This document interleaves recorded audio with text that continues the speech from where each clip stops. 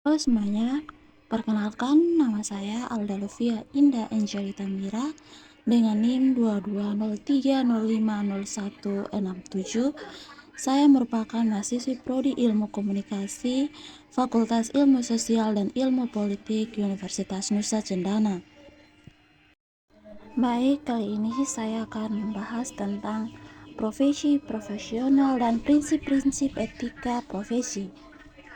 Pertama, saya akan membahas apa sih itu profesi dalam etika public relation. Nah, profesi dalam etika PR melibatkan praktik-praktik yang berpegang teguh pada prinsip-prinsip moral dan kode etik dalam menjalankan kegiatan komunikasi antara organisasi atau individu dengan publiknya. Selanjutnya, saya akan membahas sebagai seorang profesional dalam etika PR, penting untuk mematuhi prinsip-prinsip dasar seperti kejujuran, integritas, transparansi, dan tanggung jawab.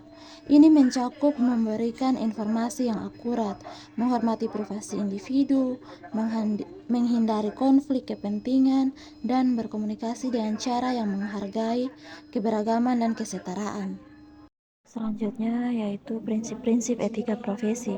Yang pertama integritas, kedua keadilan, ketiga kepercayaan, keempat tanggung jawab, lima penghargaan terhadap privasi, enam kepatuhan hukum, tujuh transparansi, delapan kepatuhan terhadap kode etik, sembilan profesionalisme, 10 pembaruan diri. Baik, selanjutnya saya akan masuk dalam contoh kasus. Contoh kasus yang saya ambil adalah kasus manipulasi laporan keuangan PT KAI. Bersama saya Syaimatika dalam Kompas Aceh. Direktorat Reserse Kriminal Khusus Ditreskrimsus Polda Aceh berhasil mengungkap kasus markup atau penggelembungan harga pada penyediaan jasa pengurusan sertifikat tanah aset PT Kereta Api Indonesia Subdivisi Regional 1 Aceh, wilayah Kabupaten Aceh Timur, dengan tersangka utama manajer aset PT KAI Aceh. Dalam perkara tindak pidana korupsi dan penyalahgunaan wewenang tersebut, polisi juga menyita uang sebesar 1,8 miliar rupiah. Duga terjadi manipulasi data dalam laporan keuangan PT KAI tahun 2005. Perusahaan BUMN ini dicatat meraih keuntungan sebesar 6,9 miliar. Padahal apabila diteliti dan dikaji lebih rinci, perusahaan seharusnya menderita kerugian sebesar 63 miliar.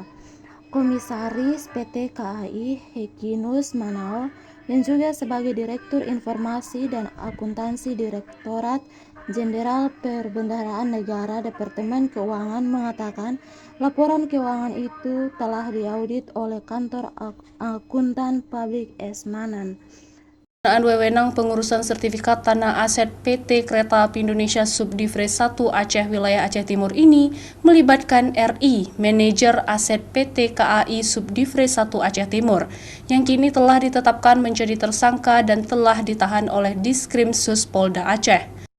Kasus dugaan korupsi dan penyalahgunaan wewenang yang dilakukan oleh tersangka RI tersebut, yaitu dengan melakukan markup atau penggelembungan harga pada pengurusan dan pembuatan sertifikat aset PT KAI wilayah Aceh Timur, mulai dari Birembayum sampai Madat dengan jumlah 301 bidang tanah dan terdapat 21 kontrak dengan nilai lebih dari 8,2 miliar.